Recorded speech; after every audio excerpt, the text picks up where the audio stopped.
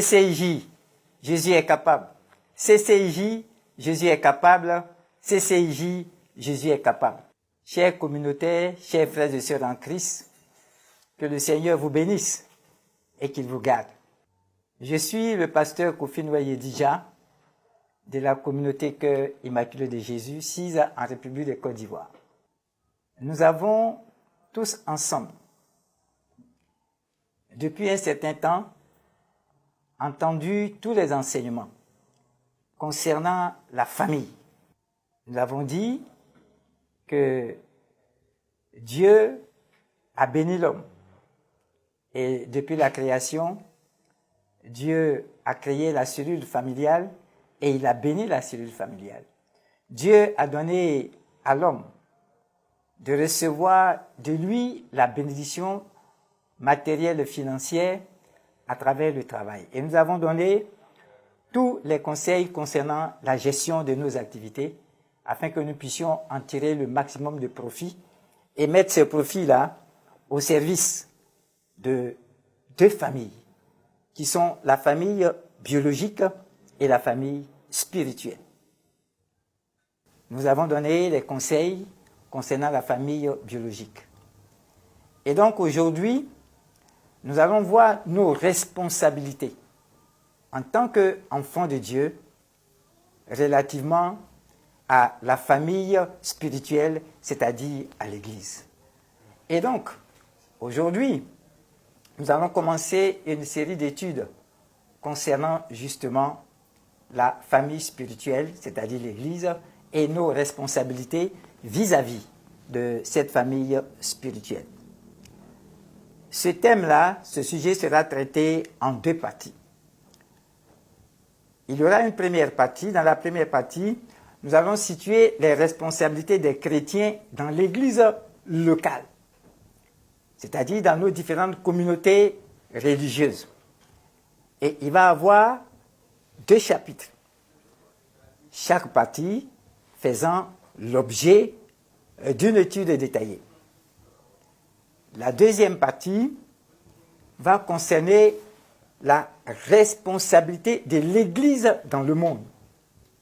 C'est-à-dire l'Église elle-même, en tant qu'entité spirituelle dans son ensemble, ce que certains appellent l'Église universelle. L'Église universelle, l'Église dans son entièreté, a une responsabilité vis-à-vis du monde.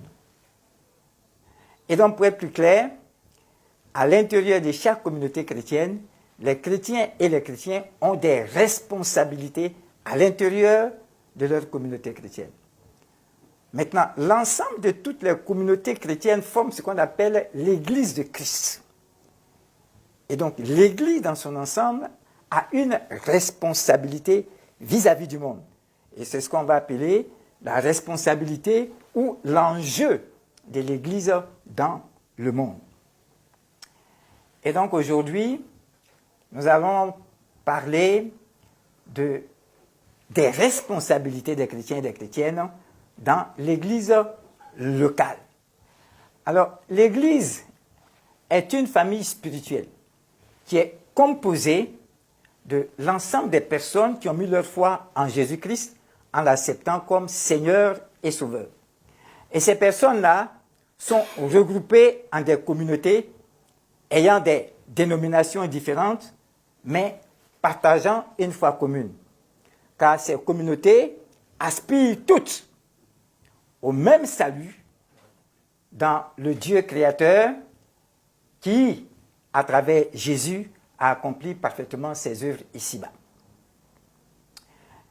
Il y a donc une seule Église créée par Jésus-Christ qui regroupe tous les croyants, qu'on appelle les sauvés ou bien les élus.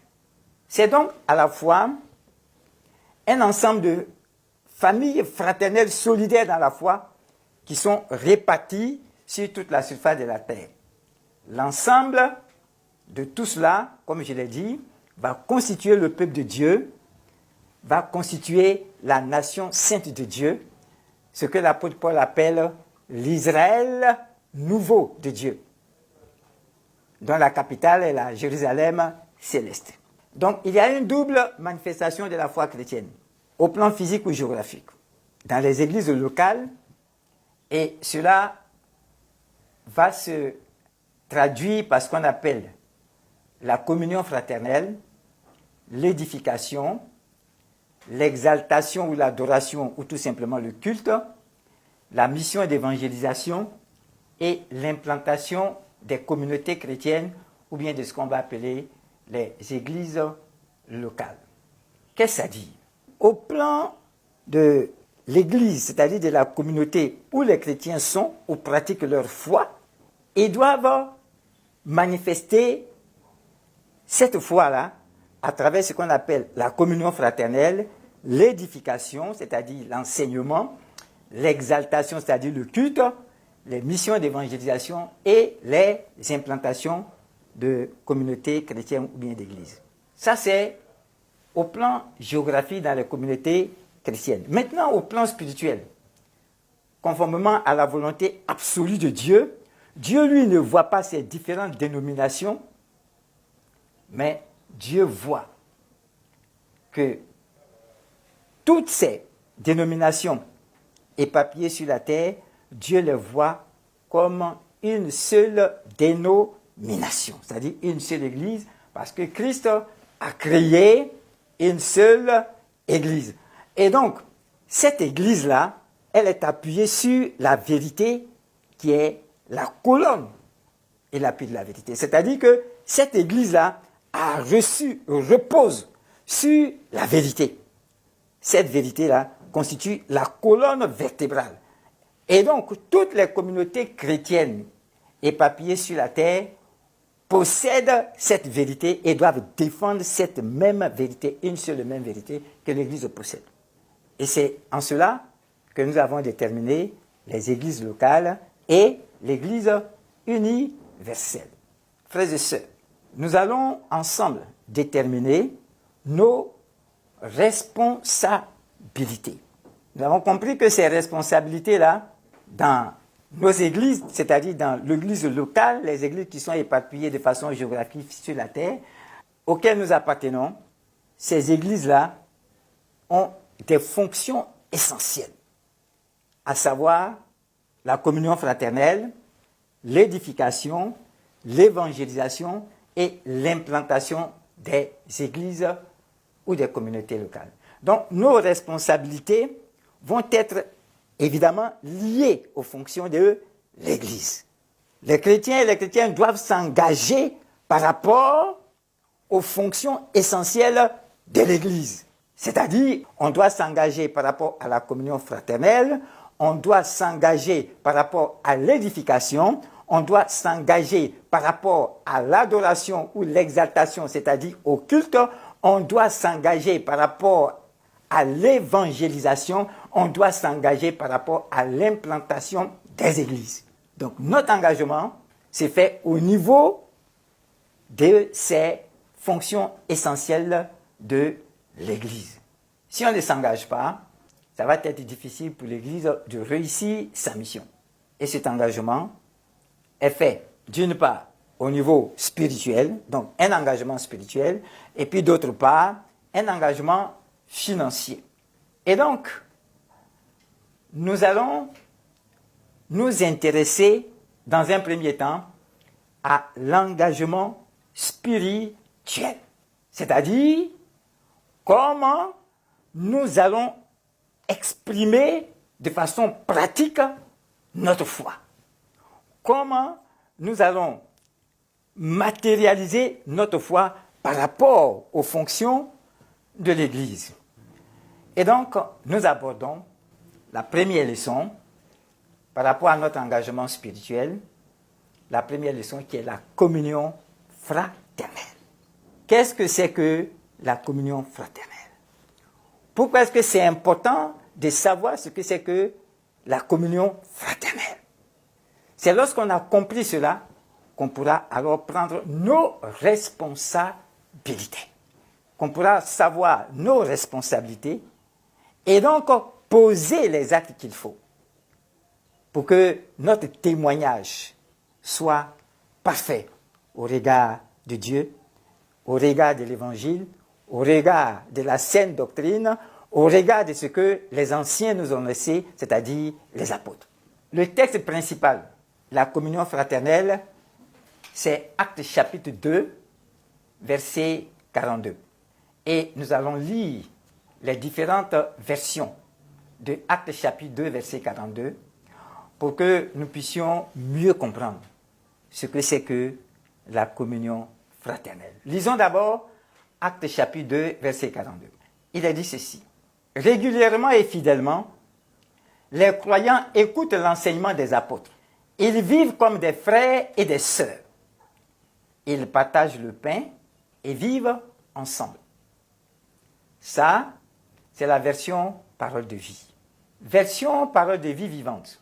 Dès lors, ils se réunissaient constamment pour se faire enseigner par les apôtres, pour vivre comme des frères en communion les uns avec les autres, pour rompre le pain et prier.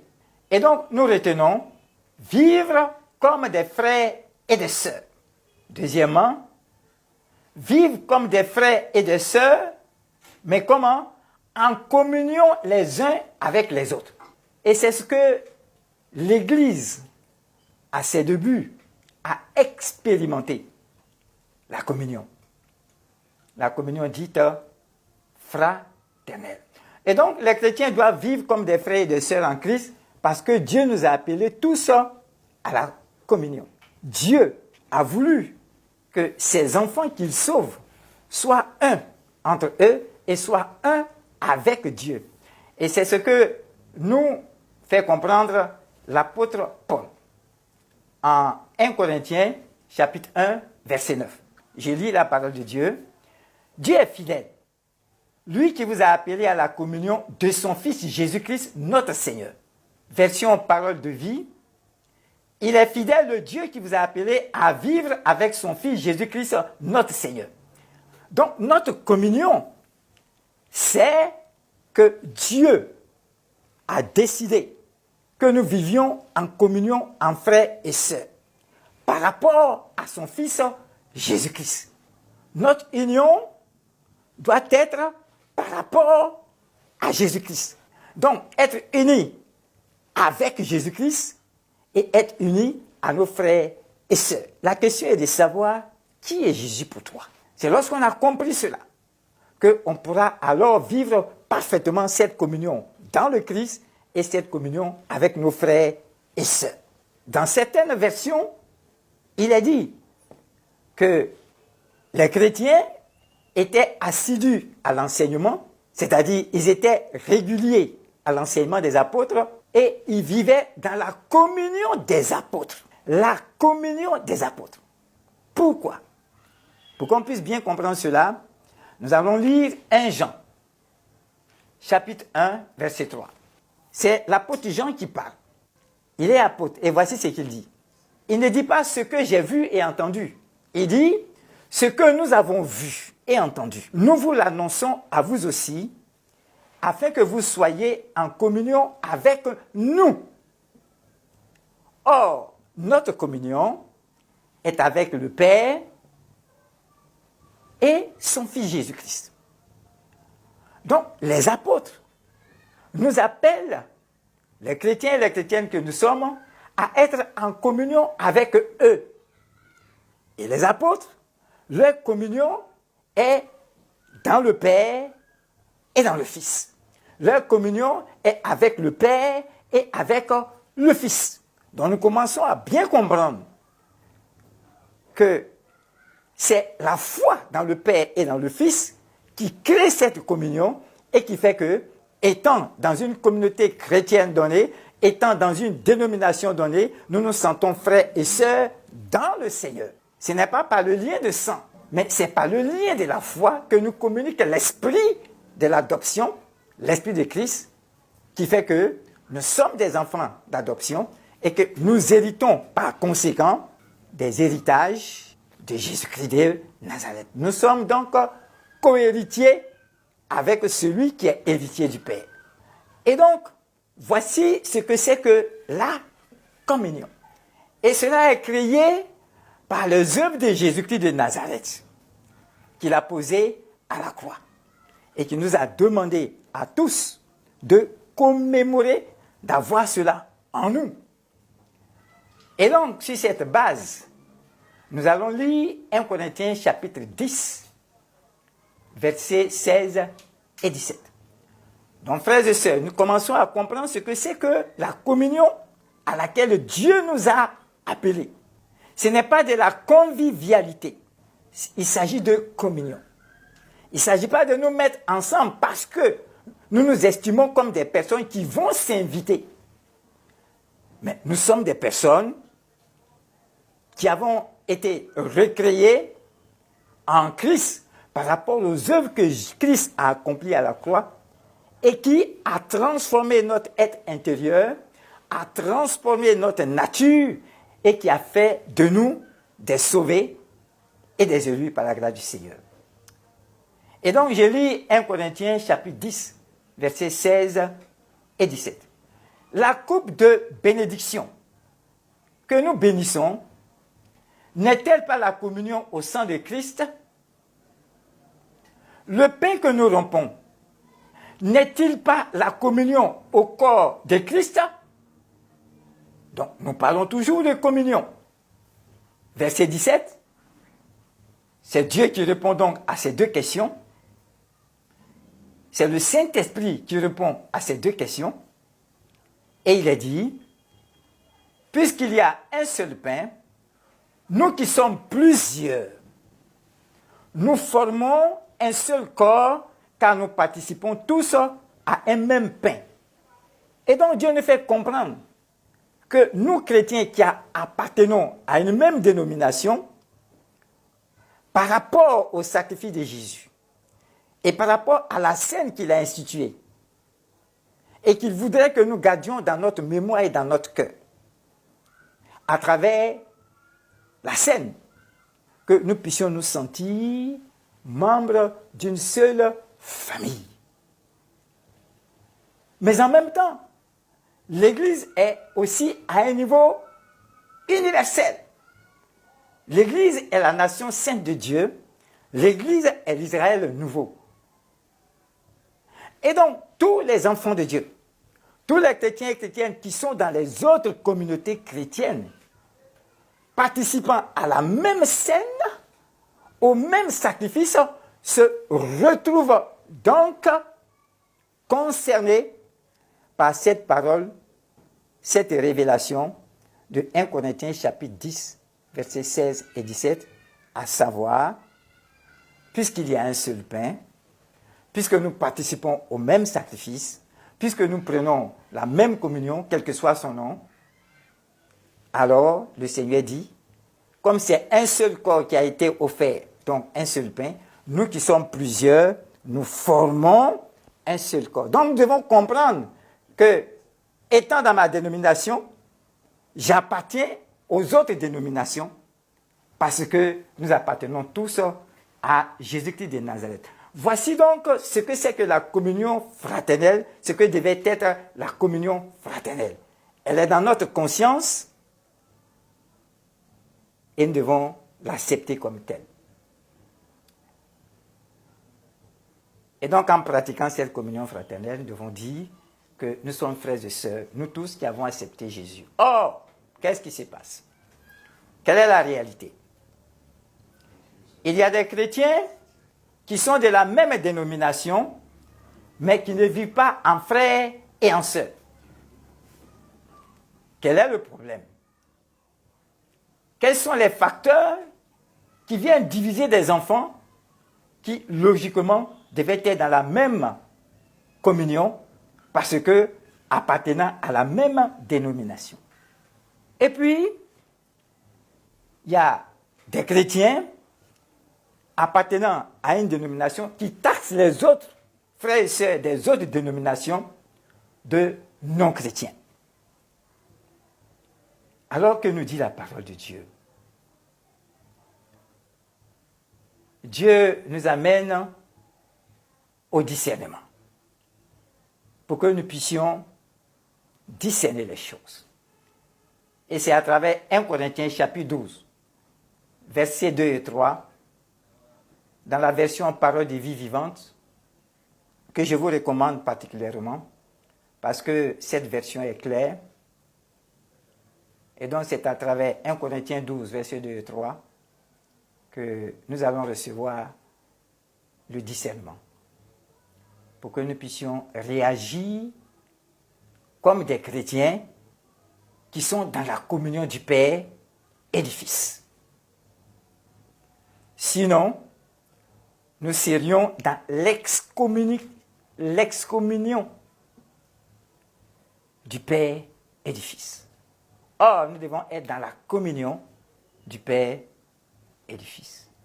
Je lis la parole de Dieu. 1 Corinthiens 12, 2 et 3. Souvenez-vous du temps où vous étiez encore païens. Vous vous laissiez entraîner aveuglement d'une idole à l'autre, au gré de vos tendances et des influences que vous subissiez. Et aucune de ces divinités ne pouvait parler. Mais à présent, devant les messages inspirés, vous vous demandez s'ils émanent tous de l'Esprit de Dieu. C'est pourquoi je voudrais vous donner un bon critère. Si un homme disait « Maudit soit Jésus », il ne saurait en aucun cas parler sous l'inspiration de l'Esprit de Dieu. Si par contre, quelqu'un confesse Jésus-Christ est Seigneur, c'est l'Esprit Saint qui lui pousse. Tout simplement pour dire, le nom de Jésus n'est pas invoqué par ceux qui adorent des fétiches dans les forêts sacrées. Il n'y a que des personnes qui reçoivent Jésus-Christ comme leur Seigneur et Sauveur. Et la parole de Dieu dit, et Dieu dit, et le Saint-Esprit dit. Et les apôtres qui sont dans la communion du Père et du Fils nous disent, si quelqu'un confesse que Jésus-Christ est Seigneur, c'est le Saint-Esprit qui l'a poussé à dire que Jésus-Christ est Seigneur. Parce que quand vous étiez autrefois païen et que vous alliez vers les autres dieux, consultez les dieux, on n'a jamais cité le nom de Jésus. Parce que là-bas, le Saint-Esprit n'est pas là-bas. Sur cette base, sur quoi t'appuies-tu? Si réellement tu es dans la communion du Père et du Fils, pour taxer tes autres frères et sœurs dans le Seigneur qui ne seraient pas de Christ. Donc, nous voyons comment ce que la communion réelle reflète notre façon d'agir. Si nous ne sommes pas dans la communion du Père et du Fils, que nous recevons par la saine doctrine, parce que les premiers croyants, il a dit qu'ils étaient assidus à la lecture de la parole, aux études de la parole. Et c'est cela qui les a éclairés et qui sont entrés réellement dans la communion du Père et du Fils, à commencer par la communion des apôtres. Et donc, c'est pourquoi Jésus a douté de la communion parfaite des enfants de Dieu que nous sommes avec lui, avec son Père et avec son Église. Et c'est par rapport à cela que Jésus-Christ a prié pour tous les croyants. Et donc, nous allons voir où est-ce que Jésus-Christ va exprimer ce doute-là. C'est dans Luc chapitre 18, verset 8b. Il a dit ceci, version 8 secondes. Quand le Fils de l'homme viendra, trouvera-t-il encore la foi sur la terre? Jésus s'est posé cette question. Est-ce que quand je vais revenir, est-ce que je vais trouver encore la foi sur la terre? Est-ce que je vais trouver des hommes et des femmes en communion avec les œuvres que je suis venu accomplir au nom de mon Père pour le salut des hommes, pour appeler des hommes et des femmes de toute tribu, de toute langue, faire d'eux des sauvés, faire d'eux des élus. Version parole de vie, quand le Fils de l'homme viendra, est-ce qu'il trouvera des croyants sur la terre? On comprend très bien que la communion véritable nous amène à être des véritables croyants. Et quand la communion n'est pas parfaite, alors nous ne sommes pas véritablement croyants. Et c'est pourquoi quand nous faisons baptiser, nous disons que nous sommes morts par rapport à nos péchés, notre nature ancienne, et nous ressuscitons pas avec les apôtres, mais avec Christ. Et donc cela est important. Donc Jésus, notre Seigneur, à un certain moment dans sa condition humaine, a ressenti cela. Parce que l'Église a changé totalement par rapport à ce qu'elle était au premier siècle. Et c'est pour nous, pour ce siècle, que Jésus a ressenti ces choses et qu'il a prié. Voici ce que le Seigneur dit en Jean, chapitre 17, versets 20 et 21. Il dit ceci. « Je ne prie pas seulement pour mes disciples, je prie aussi pour ceux qui croiront en moi par leur parole, que tous soient un. Père, tu vis en moi et je vis en toi. De la même façon que tous soient un en nous. Ainsi, le monde croira que tu m'as envoyé. » Et donc nous comprenons que Jésus est en communion avec le Père et que le Père est en communion avec le Fils et que le désir de Christ, c'est que nous soyons un, en communion entre nous et en communion dans notre ensemble, l'Église, dans son universalité, en communion avec le Père et avec le Fils. Sur cette base, au regard des attentes de Jésus, de ce que Jésus-Christ attend de nous, celui qui est le fondateur et le chef suprême de l'Église, nous devons prendre les engagements qui s'imposent par rapport à notre communion parfaite avec le Seigneur. Alors, qu'est-ce qu'il faut faire? Et donc, au regard des attentes de Jésus, qui est le fondateur et le chef suprême de son Église, par rapport à toutes ces prières qu'il a adressées à son Père, les chrétiens et les chrétiennes que nous sommes, nous devons prendre les engagements spirituels qui s'imposent. Alors, qu'est-ce qu'il faut faire? Maintenant que tu sais, tu dois pouvoir prendre des engagements pour faire ce qu'il faut faire devant le Seigneur. D'abord, il y a une chose. Nous n'appartenons pas à nos dénominations, mais nous appartenons à Christ. Parce que il n'y a pas une foi CCIJ. Il n'y a pas une foi évangélique. Il n'y a pas une foi protestante. Il n'y a pas une foi catholique. Il n'y a pas une foi presbytérienne, etc., etc. Il y a une seule foi en Christ, dans les œuvres que Christ a accomplies à la croix. Et c'est ensemble que nous regardons Christ comme notre Seigneur, et c'est par rapport à lui que nous sommes des frères et des sœurs, non pas des frères et des sœurs en CCJ, non pas des frères et des sœurs en évangélique, non pas des frères et des sœurs en tout ce que vous voulez, mais des frères et des sœurs en Christ. Et cela demande que nous soyons en communion avec le Père et le Fils. Alors qu'est-ce qu'il faut faire? À partir d'aujourd'hui, tu retires de ton langage les expressions telles que « je suis de telle église, de telle dénomination ». Il faut dire « je suis un enfant de Dieu parce que Christ m'a sauvé ». Mais le lieu où je sers Christ, ça s'appelle telle communauté.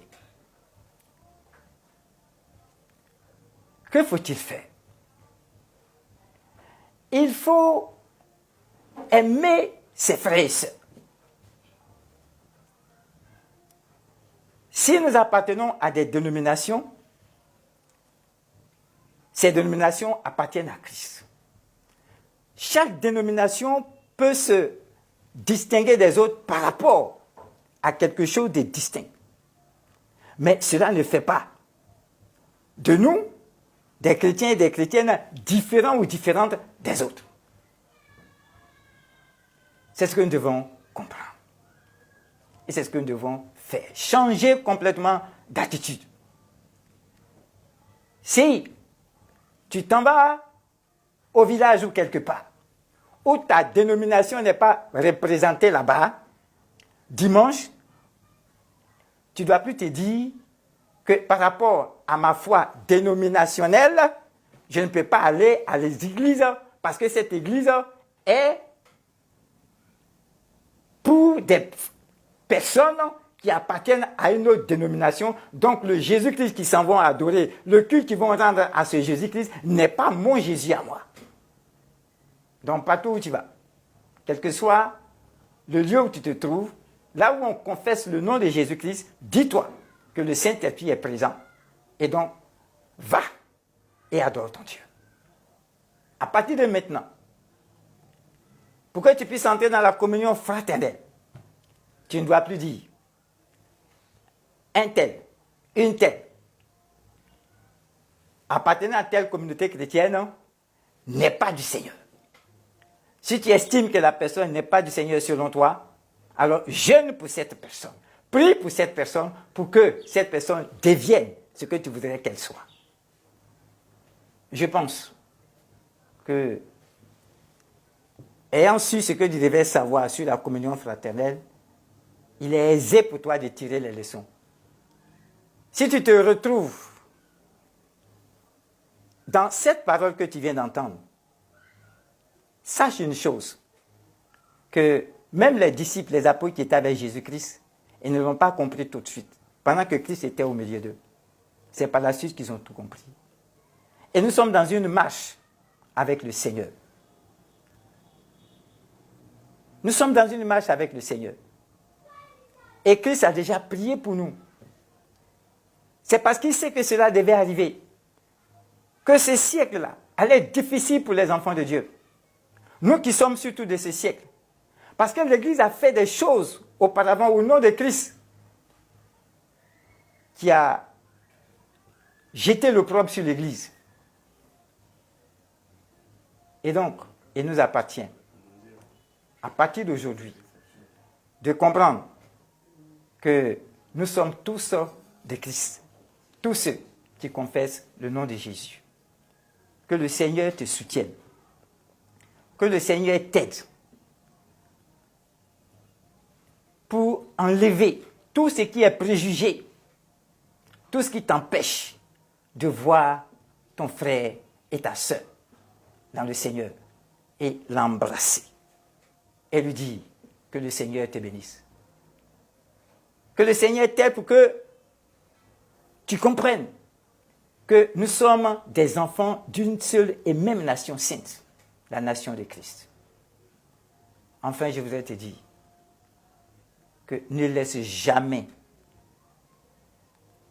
personne, qui que ce soit, de troubler ta communion entre tes frères et sœurs et ta communion avec le Seigneur.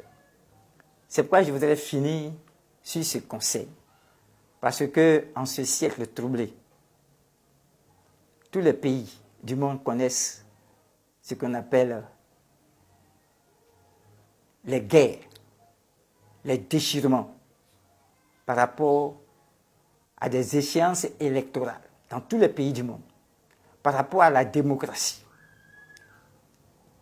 Nous, enfants de Dieu, nous sommes un. Nous ne pouvons pas accepter qu'un parti politique divise les enfants de Dieu pour détruire notre communion entre frères et sœurs. Nous ne pouvons pas accepter. Parce que justement, Christ est venu. Il aurait pu être roi sur cette terre, mais il s'en est allé pour revenir en tant que roi pour nous gouverner. Et c'est à nous, enfants de Dieu, de prier pour le monde.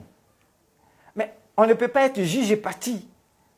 Pendant que nous avons choisi le parti de Christ, qui est justement le parti de la réconciliation vraie, mais si nous allons prendre le parti des hommes, dont la justice est injuste, comment pourrions-nous vivre réellement et de façon parfaite notre communion?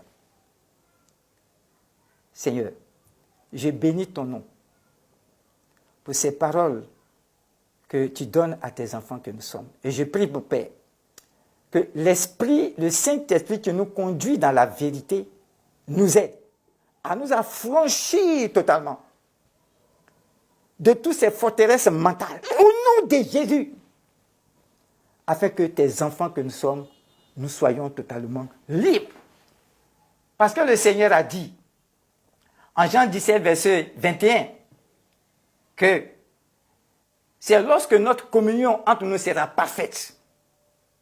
C'est lorsque notre communion avec le Père et le Fils sera parfaite que le monde croira que Jésus-Christ est venu sur la terre. Sans notre communion, personne ne croira à notre évangile. C'est pourquoi je vous invite, avec l'aide du Saint-Esprit, que chacun fasse les efforts pour que nous puissions entrer dans la communion véritable. Que le Seigneur nous bénisse et qu'il nous garde. Au nom de Christ notre Seigneur. Amen.